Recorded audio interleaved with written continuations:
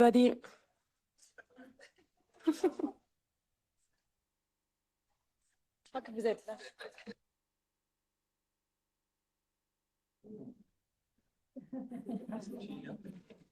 Hello and welcome to this event on boosting intercropping in the EU. My name is Alice Bergman from Euractiv, and I will be moderating this event. So we would like to thank the Socialists and the Greens for hosting this event, as well as LEGUMINOSE and IntercropVALUES, who are also represented here. Before we start with the opening remarks from Ms. Cristina Guarda and Mr. Dario Nardella, who are a bit late because they have a busy agenda, we're first going to hear from the project LEGUMINOSE with Dr. Shamina Imran Patan, a researcher at the University of Florence, who is project coordinator in this project. So she's going to present us a little bit this Horizon Europe project. Shamina, the floor is yours. Thanks. I think you have to click on the mic. Yeah. Okay. Thank you very much, Alice. I'm Shamina, senior researcher at the University of Florence, and also the member of coordinating team from LEGUMINOSE project. So today I will, first of all, I would like to thank the both MEPs, the Cristina Guarda and the Dario Nardella, for co-hosting this event. And today I will, in this presentation, I will show you some strategic evidence from our LEGUMINOSE project for transitioning the intercropping, especially the legume-based intercropping, from niche practice to mainstream European agronomic standard. Next, please. Okay, so our vision is to go beyond this simple what's called like nitrogen dynamics. So we are quantifying, you know, the barriers, adopting barriers, multi-dimensional benefits of the legume-cereal intercropping, and also aligning with these intercropping system with evolving European agronomic policies. Next. Next. Okay, so as our project is a RIA project, which is a research and innovation, so that's why we are aligning the rigorous research with real-world innovation. That's why we established the 7 research field trials across the Europe, and also the massive network of 180 living labs across the Europe in 7 countries, and also in Egypt and Pakistan, to co-create the innovation directly with the farmers. Next, please. Okay, so as you can see in the slides, we have 7 research field trials across the Europe, like Spain, Italy, UK, Denmark, Czech Republic, Poland, and also Germany. And on other side, you can see this, the map, the world map, where you see the different these blue dots, which are indicating our successfully established 189 LEGUMINOSE on-farm living labs across the world. Next, please. Okay, so in the first year of our project, we carried out this international survey in 9 countries, so 7 European countries and 2 non-European countries, to understand what are the barriers and the enablers of intercropping system. And what we found that there are 3 main barriers. So you can see here in the green lights, the green arrows. First one is the policy gap. So the farmers have a big lack of subsidies. The second most important is the infrastructure, so the lack of farm and the post-harvest machinery. And the third one is about the knowledge, so the management skill on the farm. So these are the main important barriers. But we also found that farmers do believe in the agriculture yield potential, but they only lack the infrastructure tools and also the policy framework. For example, the cap measure to manage the the risk. So the providing the better subsidies or the policies can be one of the important enabler, along with the other enablers like the supply chain, knowledge sharing, the economy, etc. Next, please.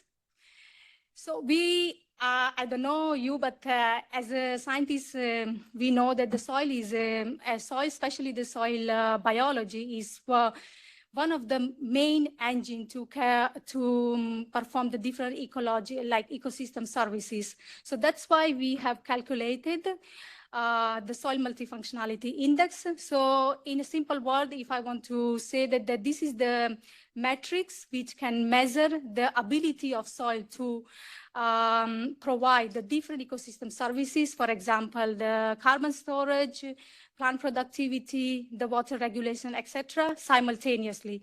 So you can see on the right-hand side, there is a plot. It's indicating the brown one, the intercropping systems have the higher soil multifunctionality compared to the monocultures, either the legume or either the cereal. Next, please. And another important concern in any kind of mixed cropping system, including the intercropping, is that how to use the pesticides or the fungicides, because we are mixing different crops together. So from our project, we carried out many analysis into the different countries, and we found that intercropping can be one of the alternative tool to replace these toxic chemicals. For example, what we found that intercropping is significantly reducing the abundance of these pea aphids, and also it's reducing, continuously suppressing the cereal rust across the multiple cereal varieties, even under the high disease pressure. Next, please.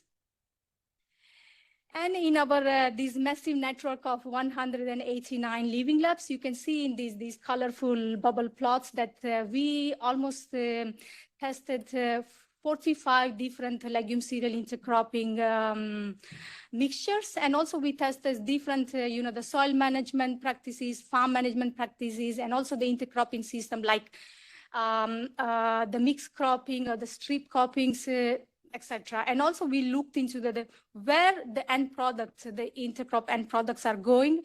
And you can see the below in the bottom, the right-hand side plot, that 50% of the products are used in the feed industry. But the only very small amount, like up to 3%, is going into the another kind, like the food industry. So this can can confirm the massive untapping opportunity for bio-based industry for this sustainable cropping system. Next, please. And when it comes to the farmer or the stakeholders, the most important or the primary factor is the yield advantage. So for that, we have calculated the matrix or the index. It's called a net effect ratio. So in a simple word, if I want to say that if the value for this net effect ratio is above the one, the intercropping is outperforming the monoculture. So if you see in the middle plots, which is a colorful, like a different colors, pink, orange, the mean value for all the countries where we tested the intercropping system in 9 countries with at least the 20 farms in a real condition, all the values are higher than 1. So it means the intercropping is giving the higher production. However, the interesting thing we found that the peak values are observed into the countries with the lower latitudes. It means like the countries like Pakistan, Egypt, Italy, etc. So which confirm that the intercropping thrive into the warmer condition and making it frontline tool for the climate resilience. Next, please. And obviously, when we're talking about any new management practices, we have to look what are the economic dimensional. So we also looked into the economic benefits and challenges. So what we found that we found that the intercropping is what it's called agronomically viable, and also the the weaning practice, either in a both kind of system like organic system and also the conventional system, by reducing the cost or reducing the losses, like the losses of the nutrients. It's also increase the farm resilience, and also what I can say that stabilize the income over the time. But however, the value chain, the post-harvest processes is the main bottleneck, because this process, the cost of this process is the cleaning, separation is very expensive compared to the monoculture systems. And there's no standardized market is available for selling this kind of product. And also the infrastructure is also one of the important decisive factor for the economic dimension. Next, please. That's why we dig into what are the potential business models and marketing opportunity for the intercropping system. And what we found that if we want to scale up this intercropping system, we must move from what is called the production-driven to demand-driven, the value chain.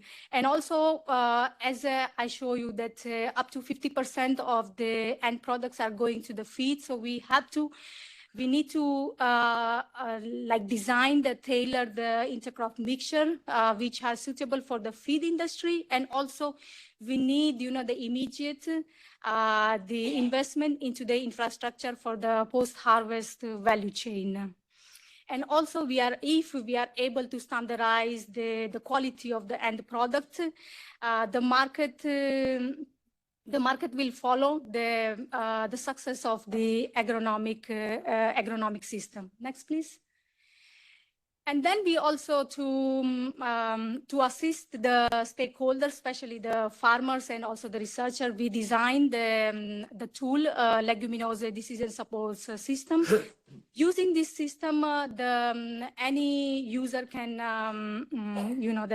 can stimulate the region-specific crop combination and also management approaches, which making the research data into the real field decision-making.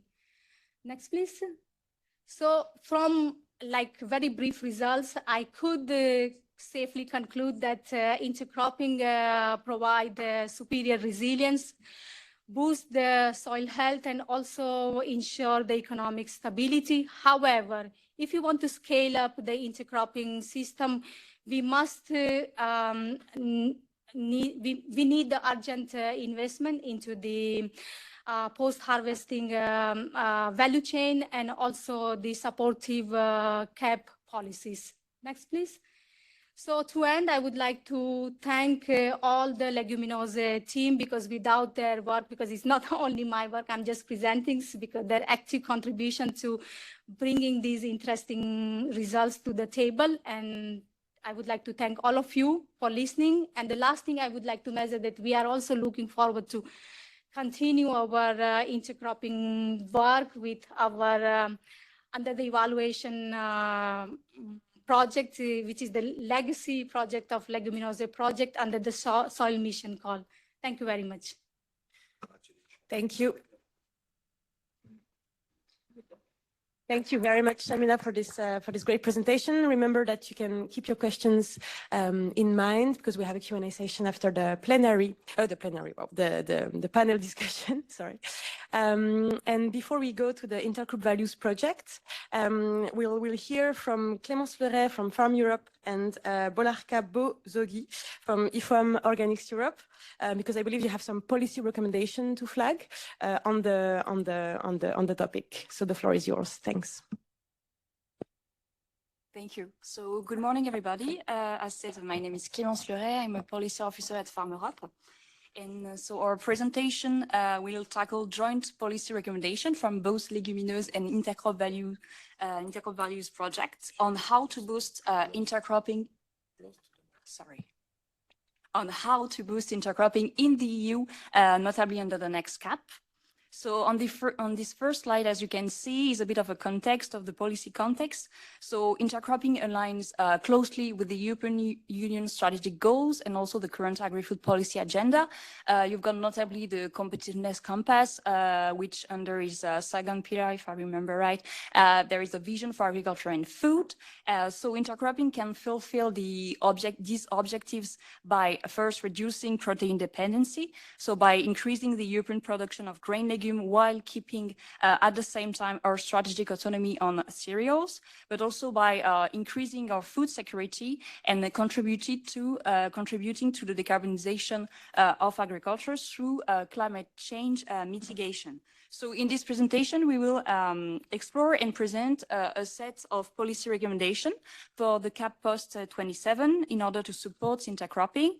And this recommendation they are based on, first, the recent proposal made by the European Commission in last July. So that is to say the CAP, the CMO, the NRP, and the ECF, but also on our last joint policy brief that we published so last June, and which is based on good practices that we identify in CAP national strategic plans in 12 member states.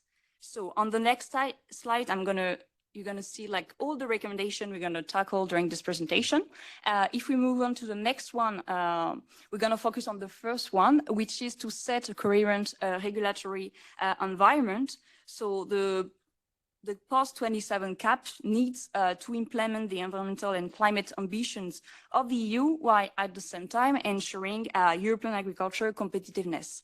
And under the CAP post-27, and more precisely under the PAM stewardship, the past GAEC, they are merged into three main objectives under the Article 3, and they become protective practices. So intercropping could be listed as a relevant optional practice to be implemented in order to comply with the following specific objective, which is the preservation of the soil potential, including crop rotation and diversification. However, inside this proposal, the definition of the former GAEX is left entirely to member states, which could risk fragmentation of the EU market. And we have to keep in mind that, of course, soil protection, buffer strip, the maintenance of permanent grasslands, but also crop rotation, landscape feature, they're all European common goods. So their reference condition, they should be defined and listed in the CAP regulation itself. So we really need of a common baseline at EU level. So next slide. Thank you, Clemence. My name is Bogdarka Bozsogi. I'm Research and Innovation Officer at IFAM Organics Europe. I've been working on the policy side of IntercropVALUES and together with Clemence on our joint policy recommendations.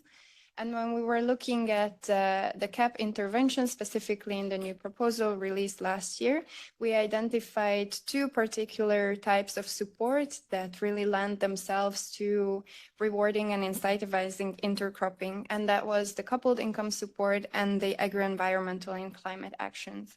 So coupled income support can be granted by member states to farmers in specific sectors or products or types of farming that experience difficulties but are important socioeconomically and environmentally. And protein crops can already benefit from this support. However, we find it important that it's not only for protein crops, but explicitly for protein crops produced in intercropping systems. And therefore, the NRP plans should allocate support to such proven practices that are aligned with the EU's climate and environmental objectives stated in Article 4 of the proposal, of which intercropping can contribute to climate change adaptation and mitigation, soil health, biodiversity, and the development of organic farming, as Clemence was mentioning. So the recommendation is that coupled income support should include strong financial incentives for mixed cropping. And there is one good example that we found in the current French National Strategic Plan that provides coupled income support for mixtures of cereals and protein crops if the protein crops make up more than 50% of the seed mixtures sown. So this could be emulated in other member states as well. In the next slide, we focus on the agri-environmental and climate actions, which was the other measure of the CAP that really could incentivize intercropping. They have two types of actions. One is voluntary management commitments, for example, to maintain organic farming or extensive livestock farming.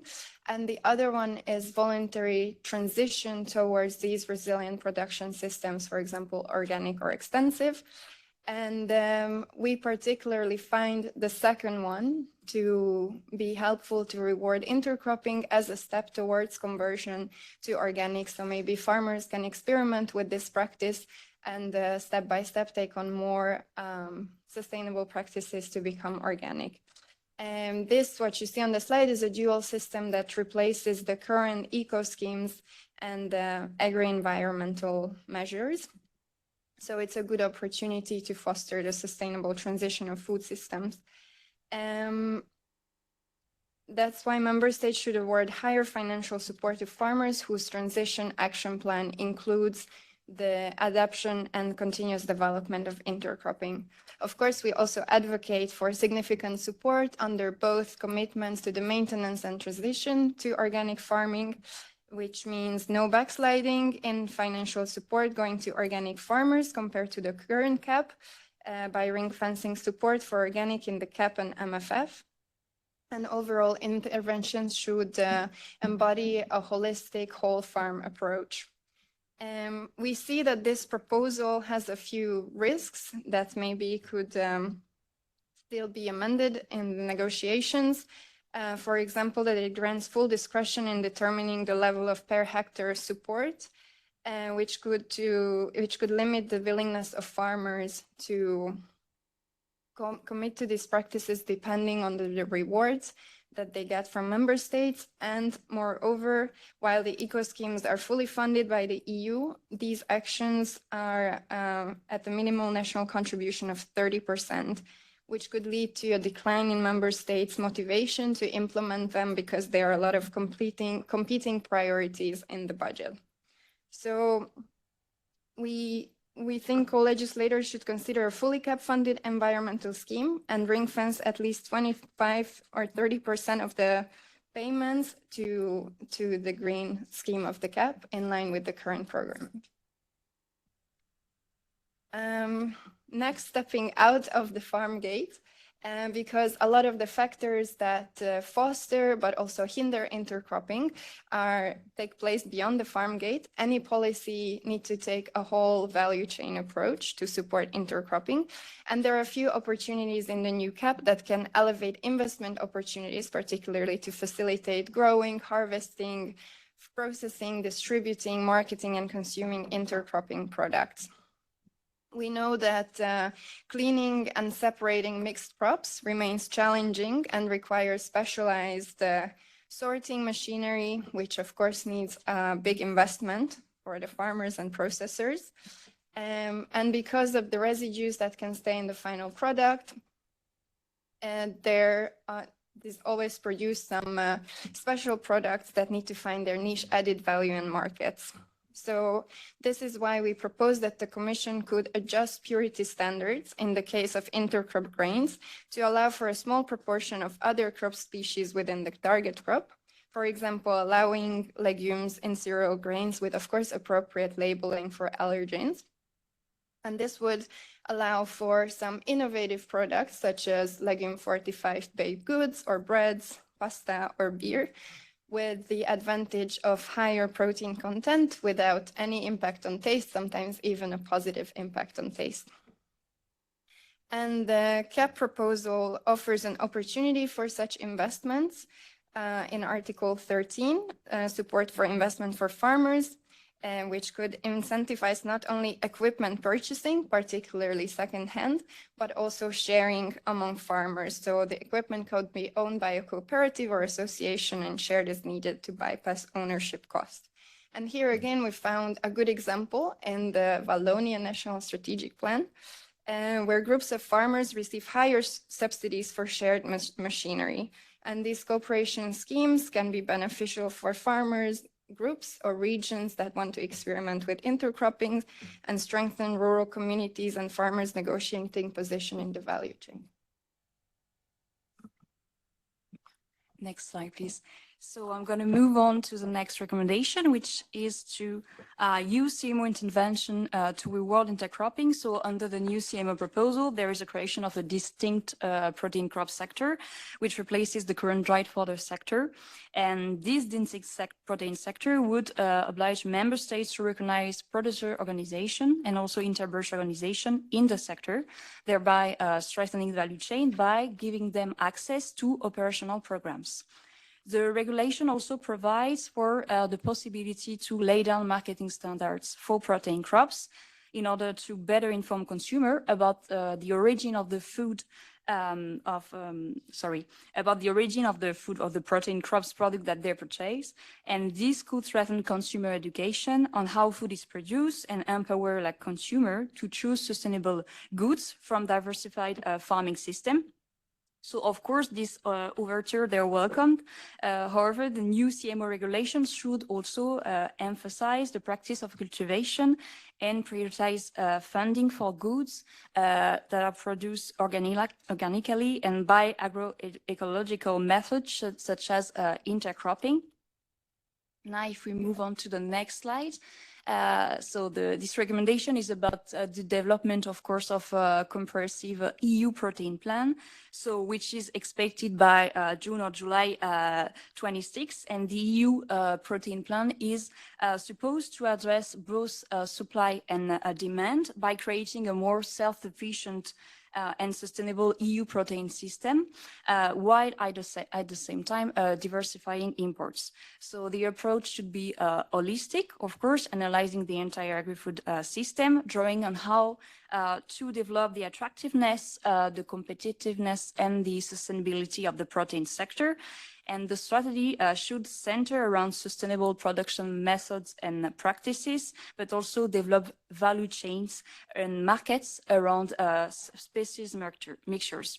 Another important lever is also the public procurement, which could prioritize goods from intercropping.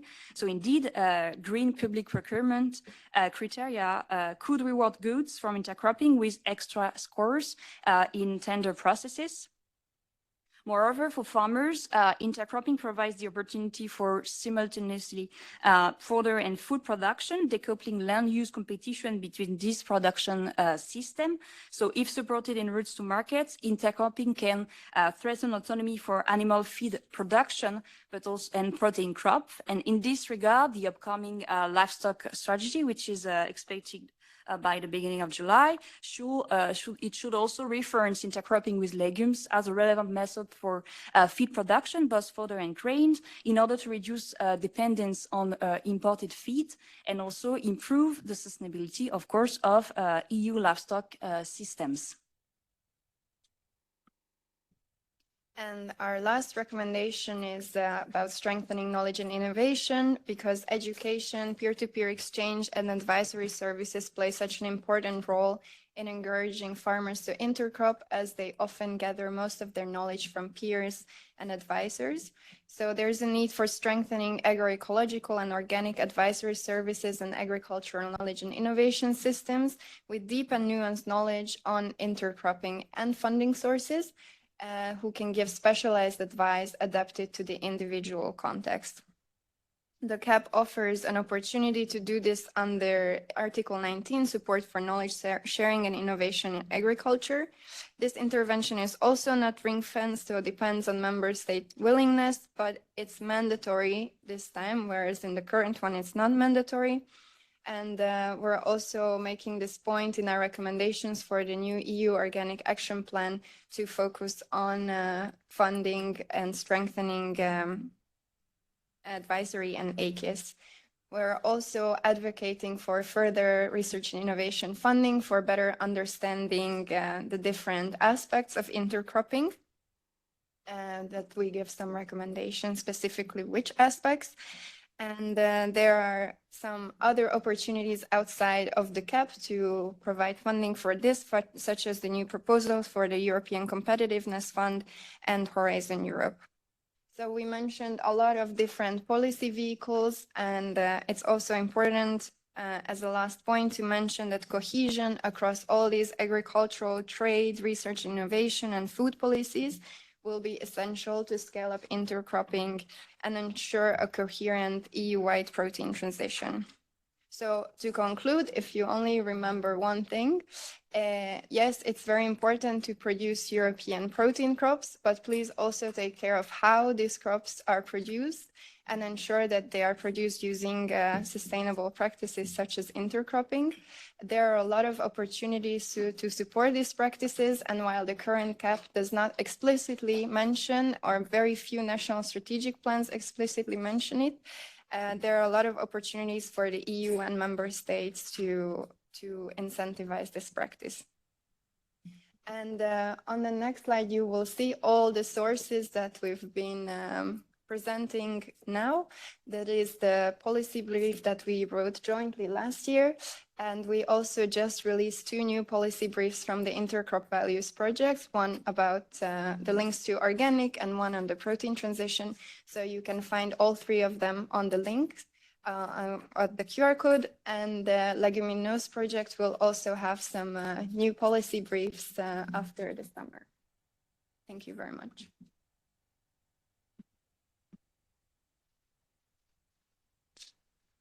Thank you very much, Clémence and Bolarka. And before we dive into a discussion on some of your recommendations on how the CAP can boost intercropping, I'm going to give the floor to Mr. Eric Just for the last presentation on the IntercropVALUES project. So, Mr. Eric Just, you are agronomist and modeler at the CIRAD, which is the French organization for agronomic research, focusing including on tropical and Mediterranean regions. But yeah, you're going to focus on the IntercropVALUES project. So the floor is yours. So thank you, Alice. Thank you to all of you, Madam and Sir Member of Parliament, Madam and Sir Member of the European Commission and of the Research Executive Agency, dear colleagues and participants. So firstly, in the name of my colleague of IntercropVALUES project, a fantastic team here represented by Bogi, Fanny, Christine, Odette, Sonia, Eric, and one of the farmers we have in the 13 co-innovation case study, Martin. Thank you, Martin, to be there. I would like to begin by warmly thanks Mrs. Cristina Guarda and Mr. Dario Nardella, member of the parliament. You just arrived right on time. Perfect. For asking us to organize this session under their estimated patronage in the House of European Peoples. I thought that today, in this symbolic and so important common house for us, Europeans, in the current world context, I would like to address you as a citizen scientist coordinating his second European project dedicated to this topic, and double the little and unknown topic, but so fascinating for an agronomist like me, that is called intercropping. To start, allow me to borrow a few words from Aristotle that you probably know. The beginning of all science is the wonder that things are as they are. The ignorant person asserts, the learned person doubts, the wise person reflects. So intercropping can mean a species mixture or a crop mixture of one or more species.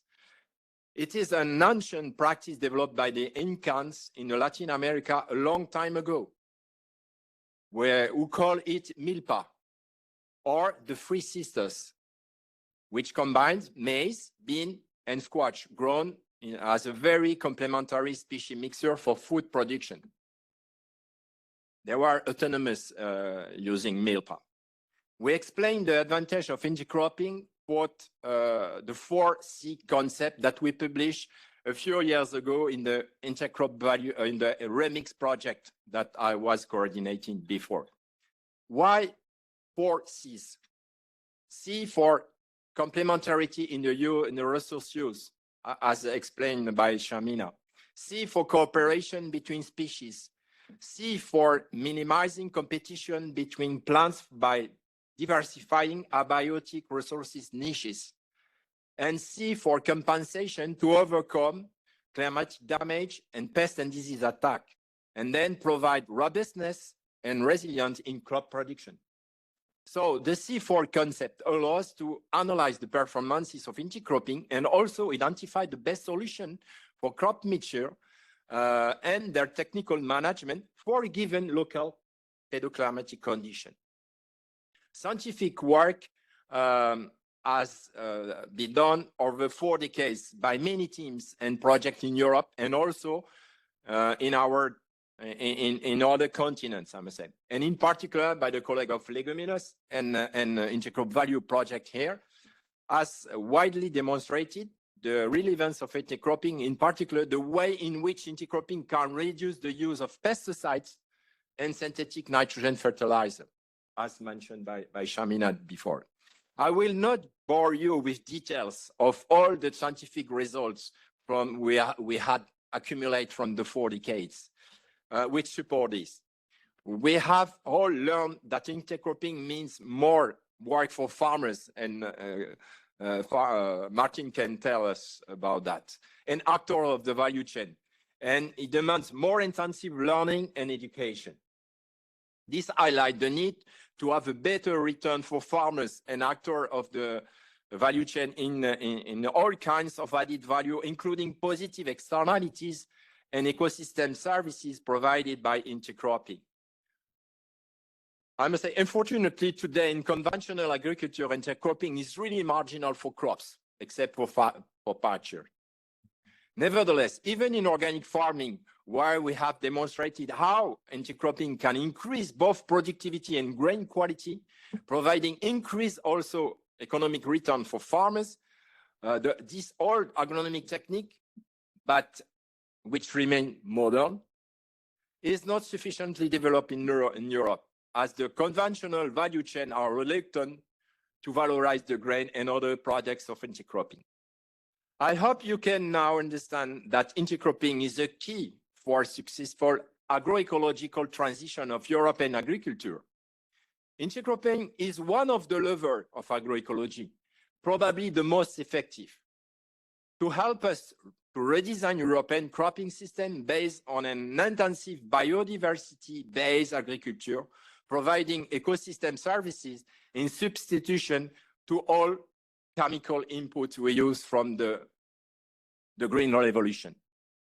From my small experience of 2 decades, working on intercropping, both as multi-services cover crops and as crop mixer, we have focused in IntercropVALUES now. I have had the chance to contribute along with many other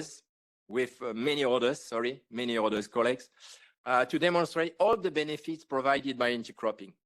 Of course, we also recognize the area for improvement that still need to be made, and so the need for future research support. Of course, for boosting intercropping in Europe, we need to change the current paradigm of agriculture, as the time for maximizing yield by an intensive and poorly controlled use of chemical inputs and fossil energy is over. We have all seen many research results demonstrating the negative consequences of very intensive systems for human and planetary health.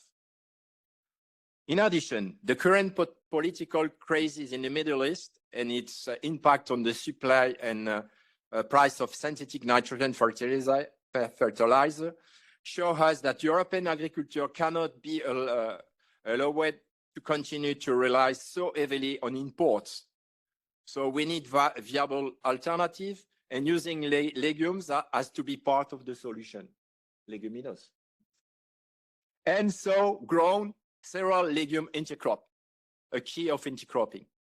Of course, the road will be difficult as a true, I must say, a really true, not greenwashing, I want to say, a really true agroecological transition means a drastic shift of the mainstream market organization of value chain in Europe in particular.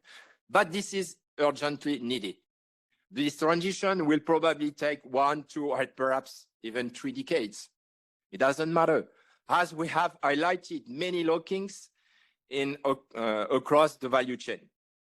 So this means that CAP subsidies must accompany this transition with a significant and sustained effort of European policymakers and citizens and consumers over the long term. Now it is absolutely crucial to seize upon these positive agronomic results of intercropping and translate them into public policy action. And the Parliament here has a major role to play, as does the European Commission. Of course, I am well aware that we are facing numerous strong headwinds, which are intensifying in recent years, even in Europe, such as political decisions all over the 5 continents, and the dramatic effect of climate change and the collapse of biodiversity. However, I believe that intercropping can be seen as a small beacon highlighting the possibility of successfully transitioning of the European agriculture to an agroecological farming and food system. I have a dream. You probably know that the official motto of Europe is in varietate concordia. That is to say, harmony in the diversity. So you will agree with me that it is a perfect slogan for describing intercropping. To conclude, I'm going to dare to plagiarize some quotes that you will easily recognize in order to say just how much the agroecological intensification of European agriculture and food system has become absolutely necessary and urgent so that our children can live in this planet in still acceptable conditions, which is unfortunately not a given considering the current situation. As said by the French President Jacques Chirac in 2002 in the famous speech in Johannesburg, the country of Odette. Notre maison brûle et nous regardons ailleurs. So, which could be translated in English as our house is burning down and we are looking in the other way. So, make our planet great again, which an ecological transition of agriculture and food system. Think different. Impossible is nothing. Just do it. Dare to innovate and make agriculture great again. Intercropping first. Yes, we can, of course, in Europe. And I want to finish with a more spiritual quote from Socrates that you probably know. The only good is knowledge. The only evil is ignorance. Thank you so much for your attention. Grazie mille, signori, per aver osato invitarsi a discutere di un argomento poco conosciuto, ma affascinante e rivelante per la transizione agroecologica dell'agricoltura europea. Grazie.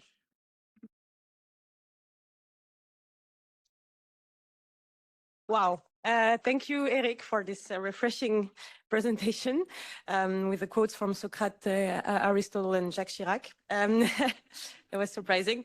In the same time, yeah, exactly. So you mentioned the important role of the Parliament in making all of these recommendations come true. And I would like to give the floor to one of our co-hosts for the morning, Mr. Dario Nardella, MEP from the S&D Group, for a little statement before we start the discussion. Thank you. Thank you very much. Good morning, everyone. And merci, Monsieur Eric. Congratulations pour votre italien. On peut continuer, mais. But I would like to start from your quote about Aristotle. One of the sentences that I love from Aristotle is that nature does nothing without purpose. So now we are here because we want to give a purpose to the nature. And indeed, the only MAGA that we can accept is make agriculture great again and not other.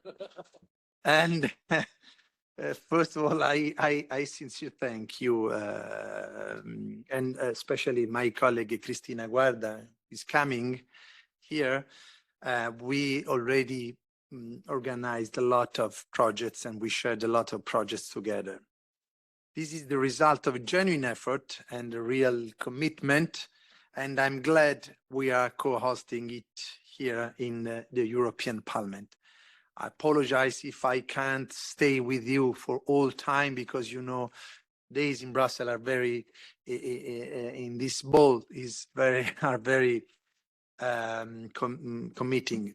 So I also want to acknowledge the sector organizations and the stakeholders here in the rooms, especially Farm Europe. Bonjour, mon ami Yves, pour être ici. And I maintain a constant dialogue with many of you, and your presence today is a sign that this topic matters well beyond the research community. Before we begin, I want to say a warm word to Ms. Shamina Pathan from University of Florence, my city, where I have been mayor for 10 years. And I was, and the University of Florence has always been one of the city's great strengths. I taught for 7 years constitutional law and cultural public law. It's a real pleasure to see my university leading this project at European level. I'm genuinely curious about the findings from both LEGUMINOSE and IntercropVALUES. These are serious Horizon Europe projects carried out across multiple countries with a real field trials and real data. And right now we are discussing about the importance to keep agriculture in Horizon projects. And the risk is that some colleagues want to keep out agriculture from Horizon and European Competitiveness Fund. And it will be a very big mistake.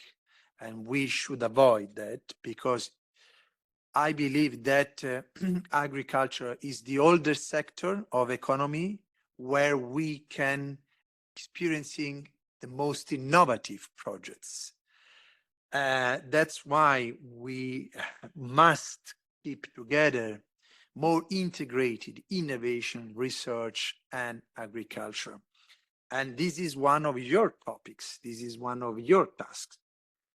So what strikes me looking at the evidence is indeed the combination of a superior yield resilience, improved soil health. This is another crucial point that I saw also in other countries like Brazil, where I have been with a delegation of Agri Committee, and greater economic stability for farmers. These are not marginal gains. The data shows that intercropping consistently outperforms monoculture in terms of total land productivity, and does so while reducing dependence on synthetic inputs. So that matters for climate adaptation. It matters for mitigation, and it matters for the long-term viability of European agriculture. As policymakers, I think, dear friends, our responsibility is to translate this evidence into concrete decisions. And here I want to be direct. We are in the middle of a very difficult battle over the CAP post-2027. The proposed cuts to agriculture funding are unacceptable, but we can't fight only for the cut to keep the budget. We should work to use this budget in a more strategic way. And I know this room agrees, and since we are all insiders, I will not repeat the critique at length, as you know. What I will say is this: we are facing not just a budget reduction, exactly, but a structural risk. The progressive renationalization of agriculture policy with the new NRPP, National Regional Partnership Program, and the hollowing out of a genuinely European approach to food and farming. That is the real danger. And especially in this moment with the war in the Middle East, and we are seeing what is happening with fertilizers, for example, we have to consider food not as a commodity, but as a strategic and security strategic tool. I want to add a further point, and I say this is a side remark because it's something overlooked. We have to look beyond the CAP. We also need to fight to preserve and strengthen the policy windows for agriculture with a European Competitiveness Fund, as I already underlined, and within Horizon Europe. I will not pretend that there is full alignment on this, including between groups that often agree. There are real divergences. Research in agriculture is, as you all know, a central pillar for the survival of the sector itself, particularly in the face of climate change and growing climate mitigation. Treating it as optional would be a serious mistake. But my position is clear. We must defend investment in agriculture, research, and innovation across all available instruments, not only within the CAP. Also, in agriculture, if we lose those windows, we lose the ability to support precisely the kind of work being presented today. I appreciate a lot your approach, especially this integration of different fields, which is a very useful strategy and approach in order to combine productivity and sustainability, because we can't have any productivity model without sustainability.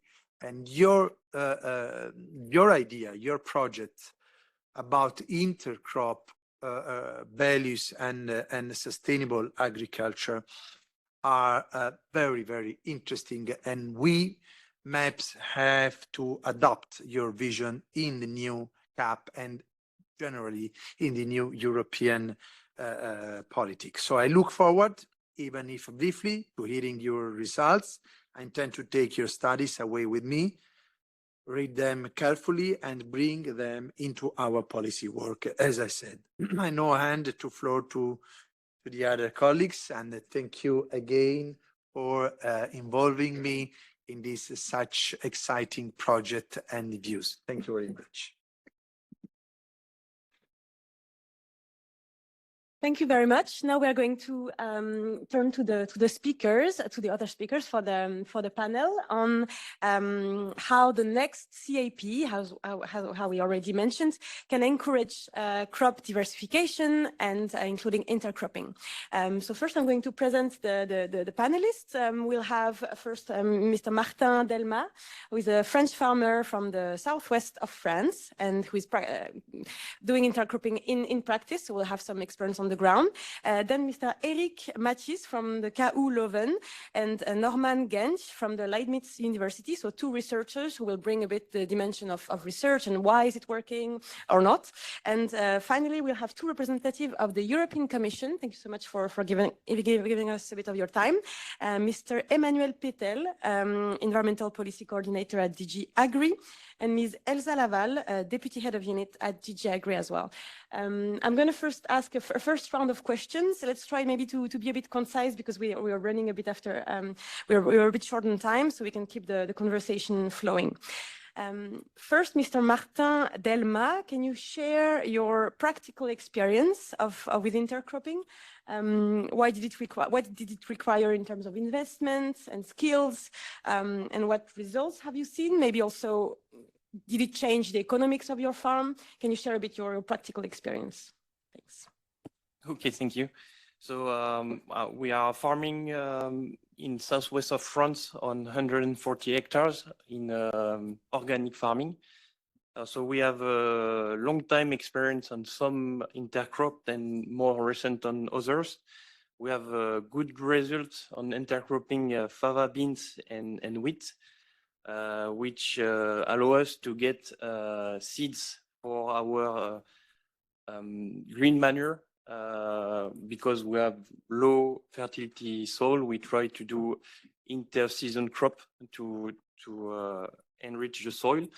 And since we start with IntercropVALUE, we had good results on lentil that we associated with wheat, barley, or lean.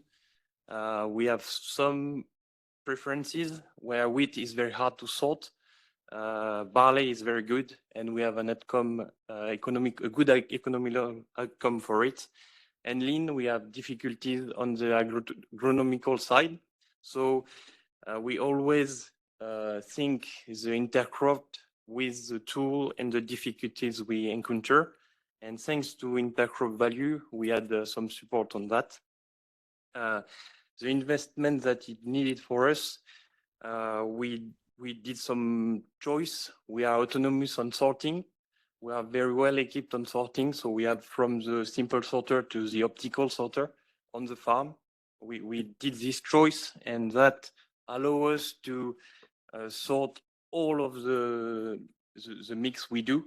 It's a very critical point for us because we can target short supply chain and directly to the customer with sorting the mix, as it's one of the main, I would say, barrier to intercropping is to find an outcome to your product, and this way it's very rare to find an outcome for the mixed product. So it's easy when you are autonomous on sorting to find a separate outcome for your products.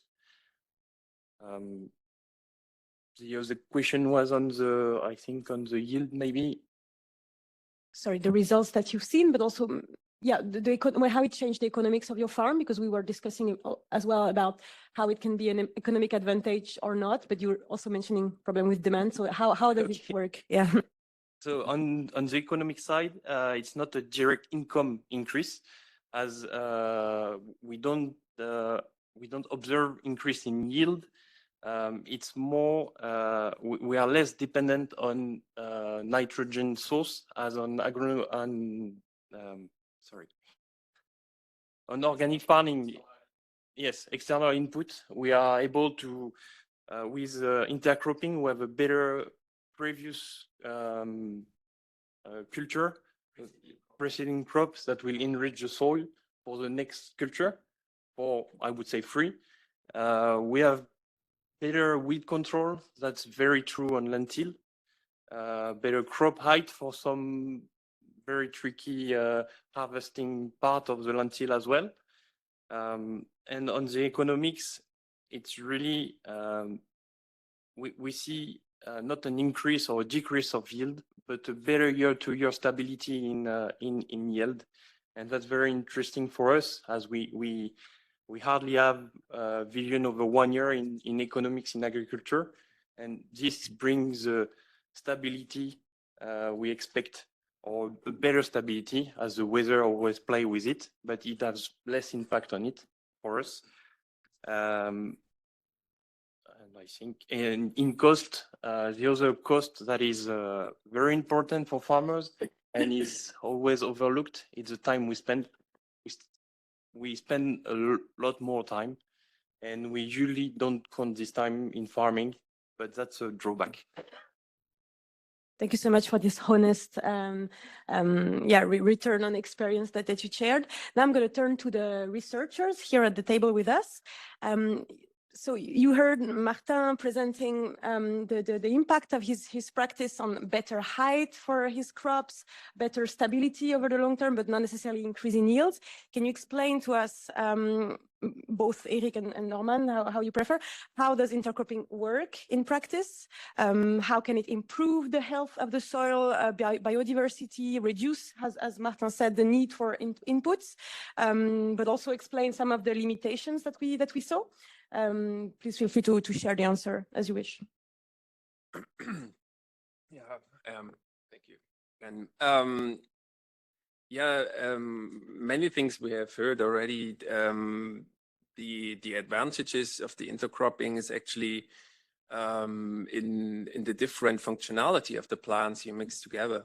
So usually, if you grow two plants together, they have a different different impacts on, or each plant for itself have different impact on the soil environment, on the soil microbes, on specific soil functions, and so on. And if you mix them together, you increase the benefits in general for the whole systems. And you use the niches of the different plant species to save nitrogen, as you said, or to increase the exploration for micronutrients. And as well, we have observed in our farming experiments, when we grow these two plants together, so you create a kind of barrier instead of compared to a monoculture. So thinking about a monoculture's diseases and pests can spread much easier. And having this intercropped plants, or two or many plants, different plants, biodiversity of plants on the field, then you create a kind of barrier, or so that diseases cannot spread as fast as in a monoculture. And this is what we observe in our farm experiments, and also on the research fields. And this is this is also the reason why organic farmers around the world rely on these principles. And this is also because the reason why this a long-term history, actually dating ages back even to the Mayas. And this is one of the reasons why we can save pesticides in the future. But the question is how much we can save and what kind of things. These are something in work in progress. Maybe Eric, you want to add something? Well, it depends whether you will ask me a question about the economics later or now. If you want to jump in, because we already started discussing this, I think also on the value chain, the market, the problem with demand. Yeah, maybe let's jump into this directly. Okay, thank you. Well, basically, there's basically three mechanisms to capture value from intercrops or legumes, or actually any other practice that we've already heard. And I mean, you already indicated first mechanisms, which is, value for the farm, right? So cost reduction, risk reduction, very important. I'll come back to that later. But you also have cost increases. There's sorting costs. You have to invest in some machinery, and labor costs, very important. And especially also the commission, and also as an academic, we do also calculate the labor costs to make to compare the income of a farmer. And so if you look at these results, they're relatively moderate, right? Moderate, relatively small, but depending a little bit on the system. Indeed, low input systems, your initial system, if it's an organic system, it's a low input system, the effects are probably bigger than, for example, I'm from Belgium, so the high input potato systems probably will be much more difficult to get these farm level benefits materialized. So there's two other mechanisms that need to kind of supplement this farm effect, which are, I think, very important. One mechanism is the market, but as we heard, there are all kinds of bottlenecks in the value chains. Either you go for a differentiated product, and we have some examples, like in Germany, an artisanal bread, with a mix of peas and wheat, which is, of course, very difficult to scale. If you scale up, there's all kinds of bottlenecks, all kinds of additional costs in the value chain that actually prohibit millers and processors to pay a price premium. This is not unique to intercropping. This is the same for any other technique like reduced tillage or what have you. I mean, there is not a lot of value in the market, and there is already a label called organic, right? So to actually differentiate products with additional labels, there's no value to be had. Which means that there is a third mechanism, which is extremely important, which is these increase in ecosystem services. And they benefit the farmer through the ways that we just discussed, but they also benefit the public, which actually means that, indeed, subsidies can be given to farmers, but they also benefit, and this is, I think, undervalued, they also benefit banks, because a lower risk farmer is a better farmer for a bank. Yeah, so that's value for a bank. Insurance companies, a lower risk farmer is also value for an insurance company, right? So better repay capacity for the bank, lower insurance premiums for an insurance company, and of course the supply chain, because lower risk in the supply chain is also a benefit for food processing companies or other actors, and they're not contributing yet. So this value in the chain, they're actually benefiting from these techniques, but they're not actually. I mean, there are some experiments. There's a well-known Rabobank experiments in the Netherlands, where you pay as a farmer a lower interest rate if you have a better soil health index. But there's much more, kind of blending mechanisms to be, developed that can actually. Using this risk perspective, risk is also value, because there is a risk premium. And again, it's the farmer who picks up all the costs, but there is also, I think, value to be channeled through the farmer from the rest of the system to support the farmer. Thank you very much for this rich statement. I invite you to close your mics, maybe, so we'll be. Thank you. Now we are going to turn to representative of the Commission for the tough question. Now you have in front of you all of this proposition, these statements. Shamina mentioned the problem of subsidy, a lack of subsidy for farmers for intercropping. We heard about the fact that it can be low risk, so it can attract investment, but at the same time there is a problem with demand. And how to combine all of these elements, and looking at the cap. Mr. Nardella said it's not only about the cap, but let's focus also on the cap. It requires investments for many things in equipment, knowledge, and but also we need to tackle this problem of demand. So how can the next cap better support farmers for this practice? Maybe Emmanuel Petel, if you want to take the floor on this. Yes, thanks for inviting me on this forum. Anyway, this topic is very welcome for the time being, for different reasons, and due to the fact we have already a proposal on the table is under discussion. And yes, to mention, maybe in 1 week we will have still a discussion with member states on how to implement in concrete terms some CAP instrument and some CAP support for oriental purpose. And is a extreme good timing due to the fact we are under pressure for different reasons, as it was already mentioned, as regards the input increase.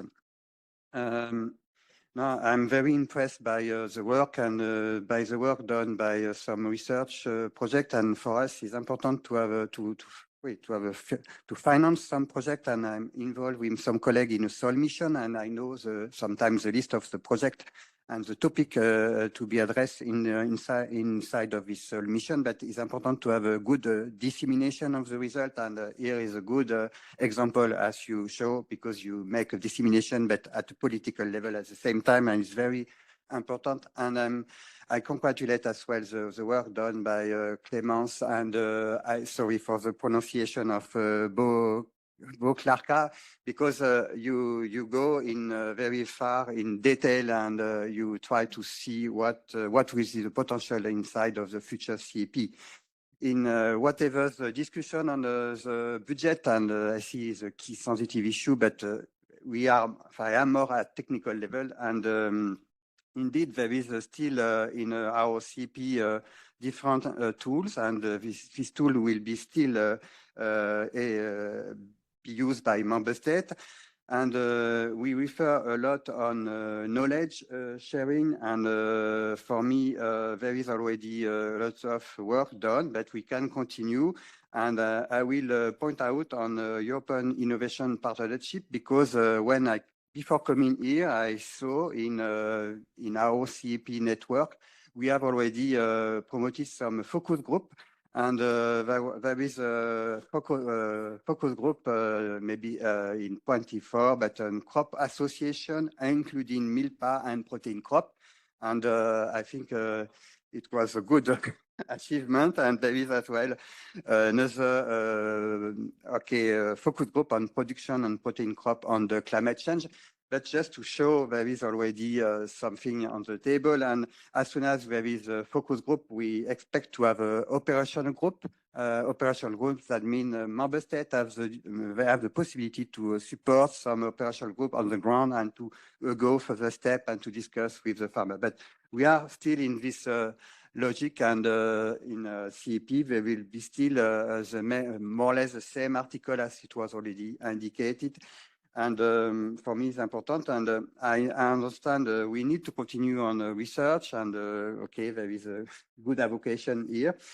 As regards the instrument and to reward the farmer and to recognize ecosystem services, I will come back on our jargon, but is a green architecture. And as was is already mentioned, we'll have still a farm stewardship. And is a new name for the conditionality, but in concrete term, I think it will be the same principle and the same ingredient. I fully understand we can maybe go further step to reinforce these such layers, but after I think the last experience with member state, even with the member state, with the farmer, it's difficult to go very far in when you are talking about conditionality, because you are talking about obligation, and the perception is not so good. And we have to take in board what we have done until now. We cannot deny on the fact there was a big discuss in 24 as regards simplification, and the simplification look at the conditionality. There was still a new simplification round last year, and I think everybody has his own responsibility in this matter, because in the Commission, yes, indeed, we consider farm stewardship or conditionality as a baseline, and it's important to have more or less some basic requirement apply across Europe in order to go further step when you have incentivized support. But we need to admit there was a big political discuss on this conditionality. So that means, I don't know about the future, but everybody has to take in board his own responsibility, because for the last round of simplification 25, the Commission start to be modest, to have a not further step of simplification. And we point out on organic farming, but at some stage at political level, some people came again to maybe to reduce the impact of the GAEC. At some stage, we will not go further step in farm stewardship. But anyway, member state will have the room to define farm stewardship and to define the new protective practices, and why not to include mixing crop anyway. Because in the past, just to remind there was a greening scheme. I don't know if you remember this concept, but we apply it from 2015, and in the greening, there was a crop diversification.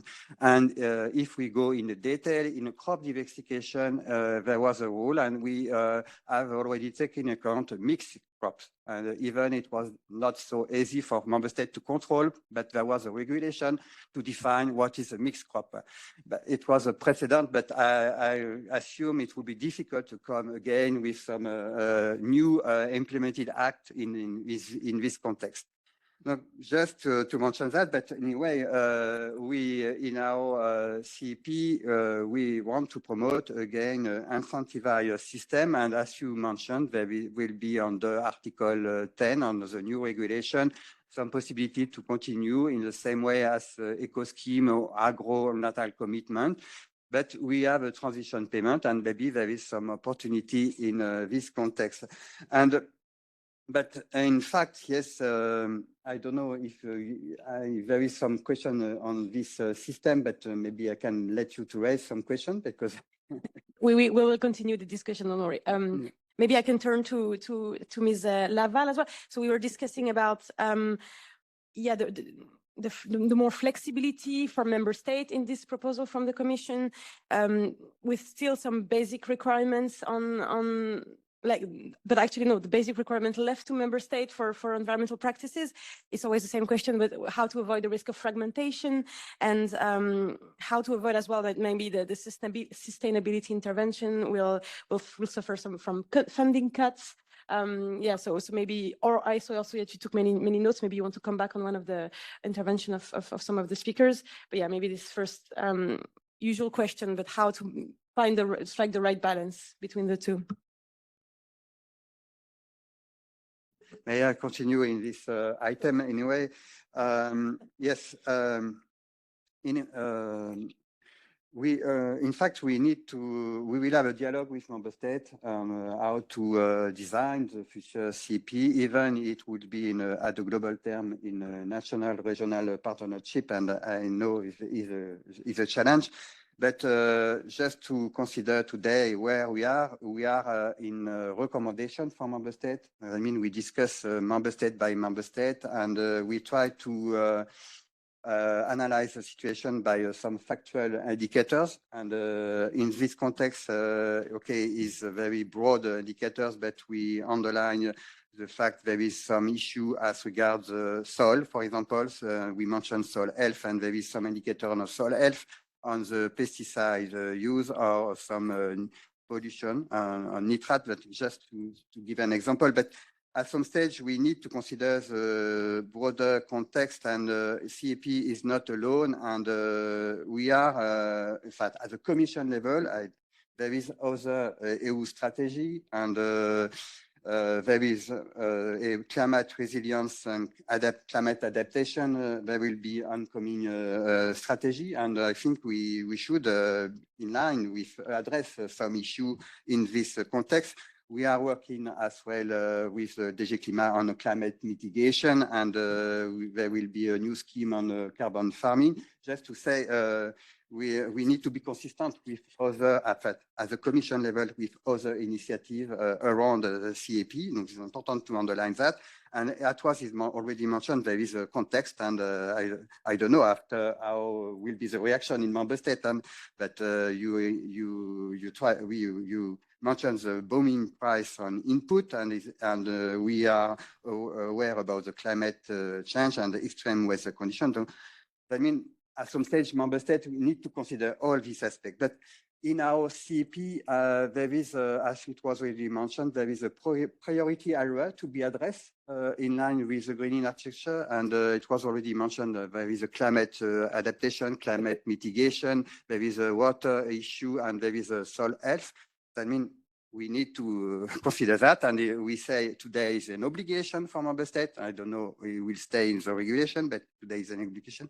And I want to mention, and the fact, it may be important to mention, we are still on evaluation and performance on the CEP, and it was already the case today. And there is a monitoring, and the monitoring will continue to exist. Even monitoring, we address all policy. For CEP, we'll have still monitoring based on some result indicators. And today, we ask member states to classify the intervention, the number of hectares under some intervention, on the eco scheme, on the agro-natal commitment, and to classify in front of some result indicator. I mean, result indicator is only a topic. Today, we have proposed a result indicator based on a metric. That means we say what will be the impact on some practice and some supported by the CP on the soil organic content, on greenhouse gas emission, on ammonium emission. It would be maybe a rough monitoring, but it could give an indication on how to design some practice. And I will come on the work we have done with Joint Research Center, because we have classified all practices. That means at some stage, member state will invite to use this classification and to put the link with some result indicator. It's very technical what I said, but in this classification based on some farming practice made by the Joint Research Center, there is a different tier 1, tier 2, but okay. And there is a crop diversification and crop rotation. And inside of this crop diversification and crop rotation, there is intercropping. And for me, it's important to have this labeling, because at some stage is an argument to say, yes, but in this context, there is intercropping. You will have as well a green manure and a green cover, but anyway. And because beside of this practice, to make this monitoring, we will allocate a coefficient to see the impact on soil organic content. That means we need to go in this direction, and maybe the research will be useful as well for this purpose. Just as closing. Thank you so much. Thank you. Maybe to come back to Ms. Elsa Laval, if you want to share anything on how the current CAP reform proposal can help boost intercropping as well, but also as your colleague mentioned, the fact that it's not only the CAP, and the Commission is coming up with other strategies, such as, for example, the Protein Action Plan. So maybe, can you share if there will be anything concrete there to boost intercropping or not? Thanks.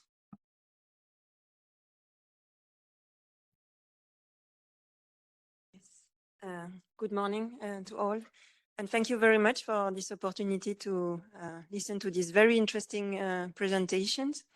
And I'm happy to have a bit the opportunity to speak about how the EU protein plan and the CAP reform on protein crops can support the adoption of this intercropping practice. In fact, the objective of the protein plan is primarily to reduce our dependency on high protein imports for feed. But it's also an opportunity to review our system, how we produce and consume proteins in Europe, in the objective of improving the resilience and sustainability of our system. So it's multiple goals, and I think, intercropping, in particular the cereal and legumes mixture, is a key solution, can contribute to achieve these multiple goals. So this is particularly relevant. I think all the presentations before have highlighted why and how. But I'm also a member of the market unit for arable crops. And for cereals farmers, I think the current context is also an element which can play a role for the adoption of this intercropping practice. It has been already mentioned by a bit implicitly by some speakers. But in the last 3 years, cereals farmers have lived with very low margins or negative margins, and it will be, I think, also an important incentive, an obligation for farmers to look at alternative crops and maybe alternative practices. So, but I think that can be also an opportunity for intercropping, because now farmers are really looking at how to ensure their competitiveness or survival. So that's an interesting practice also for in this context. But let me give you a few insights on the protein plan, as I think Clémence has already quite well introduced. But so it has been announced in the vision last year by our commissioner, beginning of 25. It has been called by many European institutions, not only the Parliament, also the Council and the European and Social Committee. Yes, it has the ambition to cover supply and demand food and feed, and also to cover alternative crops. And the objective is to have an holistic and comprehensive approach, and that's the term used in the vision. And it aims at identifying how we can strengthen the resilience and sustainability of our protein system. So not only to reduce the dependency, but improve the overall resilience and sustainability of the system. How? First, by developing, expanding our production, but also by diversifying the supply sources and origins, but also with transforming our feed and food demand towards greater sustainability and resilience. Of course, it's also aims at harnessing the research and innovation work streams and to develop it, and also to increase the coordination of all the governance levels to achieve this common objective, because that's a bit the assessment of the situation. We have a lot of good initiatives, but it lacks of alignment and coordination. It will be based on previous reports. You know, it's not the first time we prepare a report on protein in the European Commission, but also on an extensive data collection and public consultation that the whole team has carried out in the last 3 years. And you can already have a look at some of the outcome of this consultation and research. It's available on our website since the end of 24. We have published 8 fact sheets on how to reduce our protein deficit, and published as well 2 studies here. And the adoption is foreseen early July, together with the livestock strategy. And I cannot, of course, tell much more than that today. But we can go maybe a bit more into depth about the CAP reform proposal on the protein crops. But I think, Clémence, you have already underlined the main proposals. So the definition of a protein crop sector, as surprising as it can be, it did not exist yet. So now we have a definition. It's important for the visibility and the recognition of the products and the sector. We propose also that member states are obliged to recognize potential producer organization of interbranch organizations which would apply for recognition. And also that member states offer the sectorial intervention for this potential producer organization and interbranch. And the whole objective is, of course, to provide the right incentive for producers and operators in the chain to organize themselves, to structure, and to develop the value chain, which I think some of the speakers earlier said it's one weakness that we need to address. And on the demand side, yes, we propose to enable the setting of marketing standards for protein crops. And here the objective is to provide for the origin labeling of dry pulses and to better inform consumers. That should support also the development of value chains from the demand side. I see that you are looking at the watch, so I will close here for the time being, but I also have some questions on some of the interventions which were very interesting. Thank you. Thank you so much. Just before we open the floor for some questions from the audience, I'm going to give the floor to Ms. Cristina Guarda, who is the other co-host of our event from the Green Party. Thank you so much for your time. I know you're a bit in a hurry as well, so I'm going to immediately give you the floor for a little statement.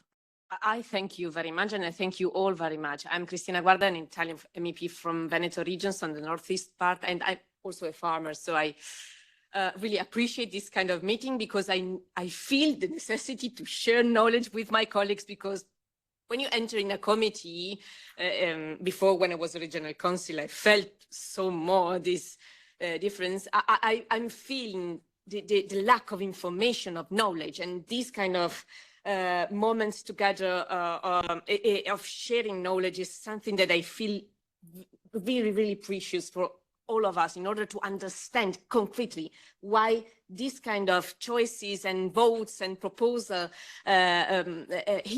impact in everyday life of farmers. So I want to thank a lot LEGUMINOSE and IntercropVALUES and Farm Europe and everybody that today shared his or her personal knowledge and professional knowledge in order to improve this kind of consciousness. I am so sorry. Today is a crazy day, and I will need to be in 3 places, in different places in the same time. So I'm really totally sorry that I arrived late, and I will and I will need to go away after these remarks that I want to share with you.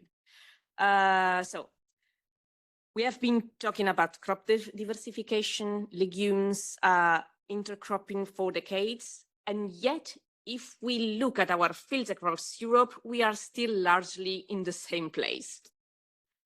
We know the benefits. We know how legumes fix nitrogen, reduce impact dependency, as you told us before. Clearly, we know rotations work. We know intercropping works. The science is there, and today has made that even clearer.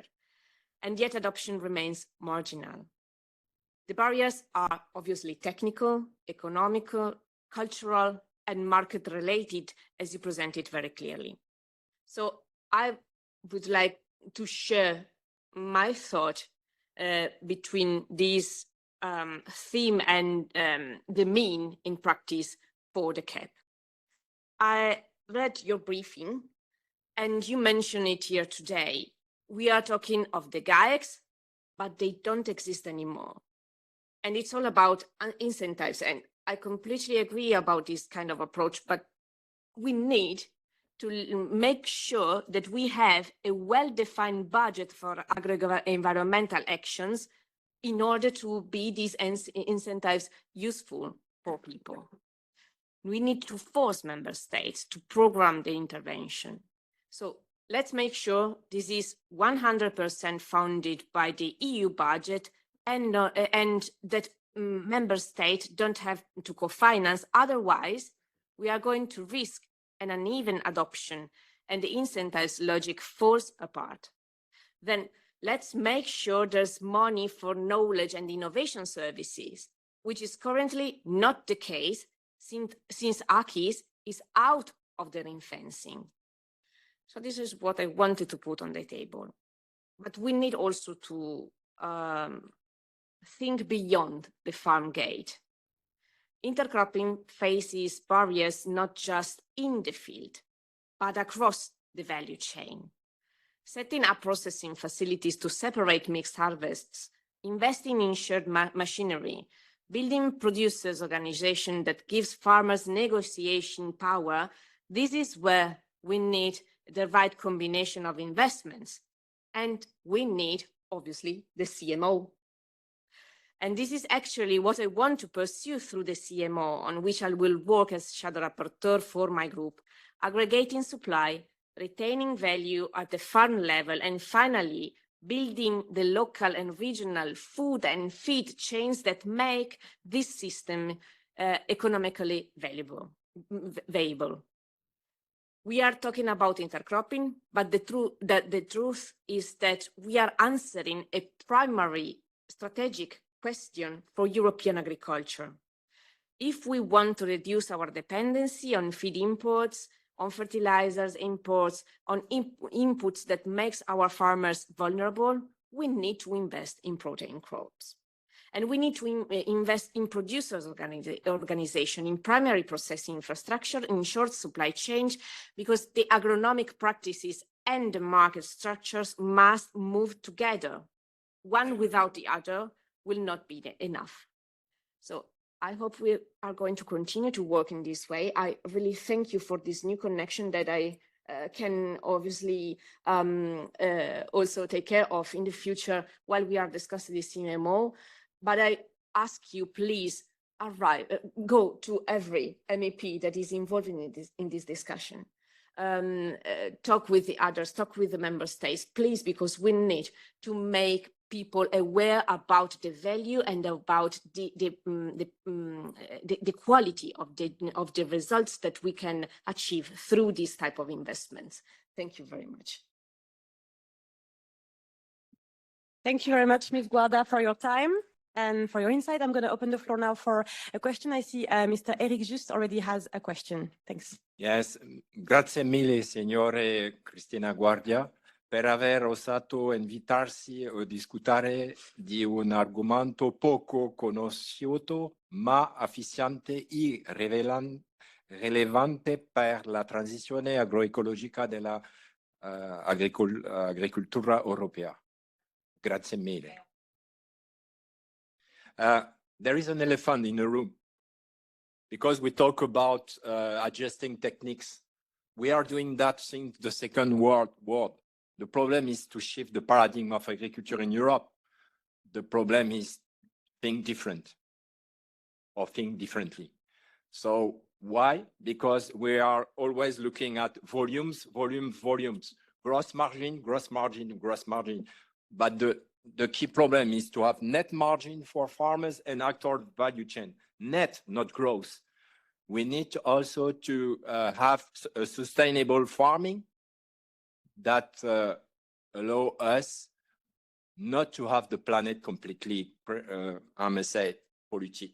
So that is the elephant in the room in order to think. I'm not sure we have a common vision in Europe for that, but really intercropping is a way to think about how to shift the paradigm and not to solve all the solution. Thank you. So I think it was more a statement than a question. I don't know if anybody wants to react. No, and then we'll go for another question from the audience. Thanks. Yeah, thank you. And thank you for the great events. My name is Marin van Damme, working at the Protein Project. And so we've been working a lot on this topic as well. I think it's been super interesting today. And I have a question for you, Eric. I really liked how you showed the 3 different ways to capture value. And I do think that the last way that you were discussing on the risk, not the farm risk, but the value chain risk is actually something that is underdeveloped and under-researched. And I would love to hear your thoughts on how we can operationalize this. How can we ensure that it is indeed the value chain that benefits from the de-risking that also contributes to paying, other than a few examples of Rabobank? Thank you. Thank you very shortly. Actually, the research community is failing short in doing that, honestly. I mean, if you look at your Horizon project, it's kind of under the radar, but there's kind of, I mean, there's in the world of intermediaries, there's a lot of I mean, I'm talking the Agrenas and the soil capitals of this world. I think there's a lot of attention. If you look at big multinationals like AB InBev or Nestle or what have you, or even the retailers, they're looking into this because there is this increasing tendency to analyze, to have you know, this double materiality analysis where you analyze your impact of, you know, the ecosystem decline on your business, but also the other way around, is something that is being done by multinationals, by larger companies, and they're slowly acting on it. The main problem is, of course, there is a prisoner's dilemma. The problem is they're doing pilots. They're not doing things at scale because that would require a sector-wide collaboration, which isn't happening in any place. So we are still, you know, limited at this, you know, very pilot-based small scale. And that's indeed why we're not seeing it. If we look at our European landscapes, we're not seeing anything of it because it's so hidden away. But I think to scale it up requires coordination to fix the prisoner's dilemma or the you know, the free rider problem, basically, right? Thank you very much. I believe Ms. Laval, you wanted to ask a question as well, or I don't know if you want to react to what has been said. Well, yeah, maybe a remark, and I would be interested to see the feedback of the speaker and participant on that. I've noted down that, yeah, one of the barriers is the adoption of the intercropping, is the difficulty in selling the product, in sorting the product. So then it means we need to invest to have machineries. And I think Clémence mentioned that it's the idea we should support investment for purchasing, but also for sharing. And I think one work stream that could be relevant for the intercropping, even if it's quite indirect, it's the work about the legal status of farms and how in at least certain member states, I know they are working in developing legal forms which can incentivize group farming, like farmers collaborate. I mean, it's quite developed in France with the GAEC. So I don't know how, it's not an English acronym, so it's not the same GAEC. But apparently this way of group farming, it allows farmers to pool together their knowledge, their expertise in different crops. They can also reduce the risks and improve their resilience. And I think that could be also a development, so the development of group farming to share and reduce risks would be useful for the adoption of the practice. It's in general for herbal crops farmers that we are looking at that. But I just wanted to mention that. Thank you. I don't know if someone wants to react or share a question. Maybe Shamina, maybe. Concerning the cooperation between farmers, as you mentioned, the different types of cooperation we have in France. In particular, we are working in our project with CUMA. So this is cooperative for machineries. And this is very important when you have to invest in something very new for you don't want to design yourself as a farmer. A lot of farmers modify the machinery for sowing, intercropping, for harvesting better, for sorting. So that they could be in a disorganization type PUMA, we say in France, cooperative for machinery. That is one way. There are many ways. Not only GAEC. GAEC is for legal aspect, only people need to work together in the same company. Some farmers don't want. They want to be autonomous, but in an organization that help to share different things. Martin will be better than me to explain. Yes, thanks so much. But thank you. Yeah, so thinking about the cooperative model is one of maybe some models that could be replicated. I believe, Shamina, you wanted to share something. Yeah, so I just would like to highlight that it's not just about the machineries, because there are some machinery companies. They are coming, in front to helping the farmers for separation and all these things. But it's also about, the buying market. For example, from LEGUMINOSE project, what we found that from economic analysis, that when there is a buyer, there is a market, the intercropping become competitive. So they have the buyer in UK for the mixed cropping season, but in the EU, in the European countries, many countries, no one is buying the mixed products. So we have to focus at the European level, the Commission, to focus on that. If there is the products, mixed products buying, and at the large level, I think at the local level, people are buying, but at the broader level, it's missing. It's clearly missing. So I think if you put this in the policies, it can be one of the important things. The second thing is about putting some limitation on the export of the legumes from outside of EU, because if easily the cheaper proteins are coming outside of the EU, the farmers will not focus much on legume crops, because there are many calls available, like also just been about the increasing the competitiveness of the protein crops and everything. But if there is no good market, because if the bigger companies, they can get the protein crops in a cheaper price from non-EU countries, like Asia or the Canada, and also the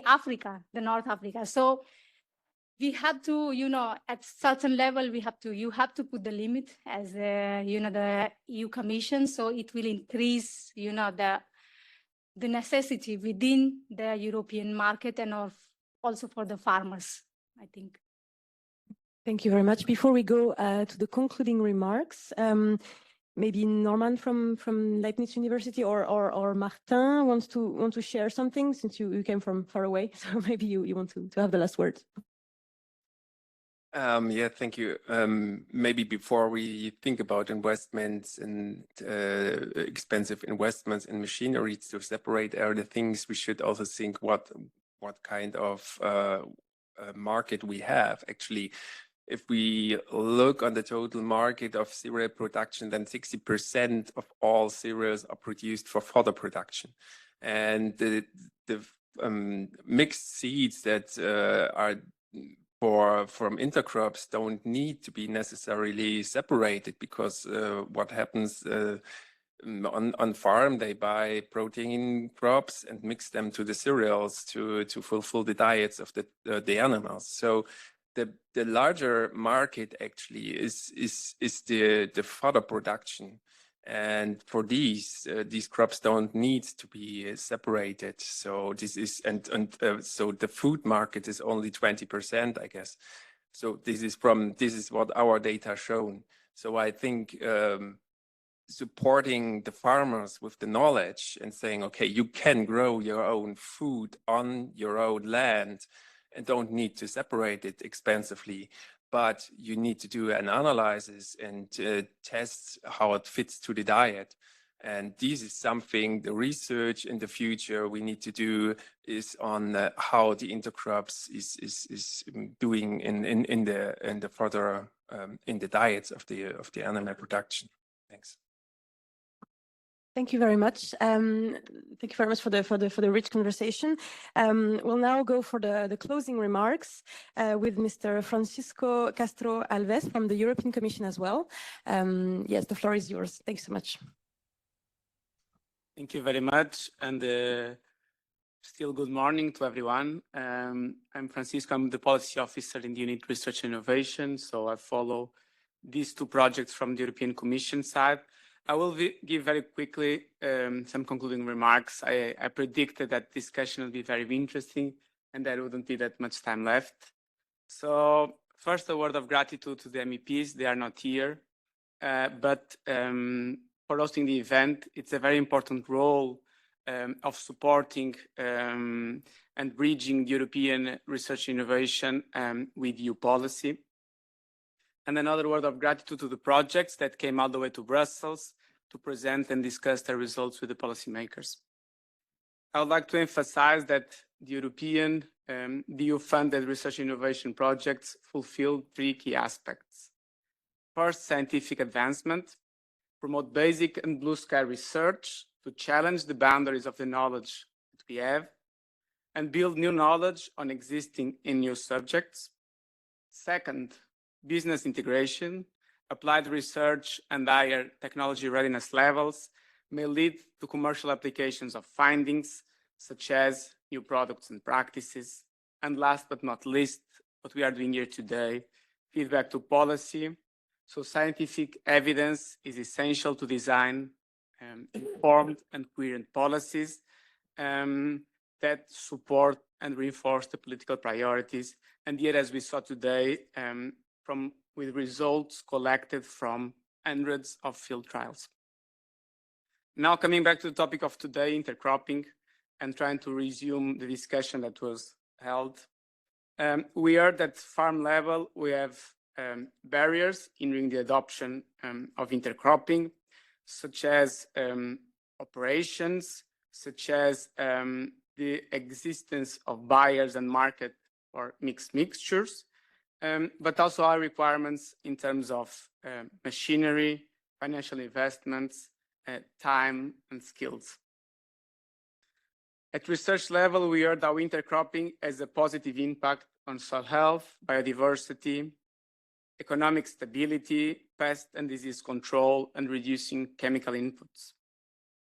Nevertheless, it also faces limitations such as skills and again machinery, and at downstream side, value chain infrastructure and demand. From policy side, we are how the CAP supports knowledge through the EP Agri focus and operational groups, We also heard how it will ensure that sustainability is not forgotten to the farm stewardship, the priorities such as climate mitigation and water, as well as monitoring CAP performance. Also on the CAP, we talked about the creation of the protein crop sector. Lastly, the protein plan can also play a key role in supporting the adoption of intercropping, as it was mentioned, as it contributes for the sustainability and resilience of farms.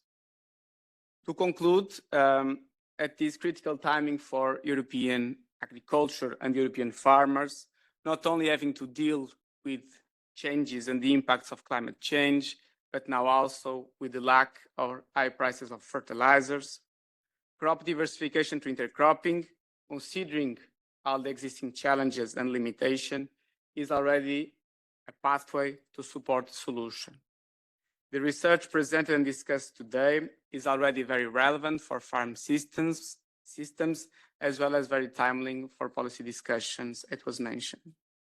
So my last ask would be, let's make sure that these project results have an impact beyond project duration, that future research innovation may capitalize on these findings, and that these findings can contribute to a more efficient and widespread adoption of intercropping. Thank you. Thank you very much. I think this marks the end of our event. So please join me in a round of applause for the organizers and for the speakers to give us a bit of their time. And thank you very much all for your participation. Thanks.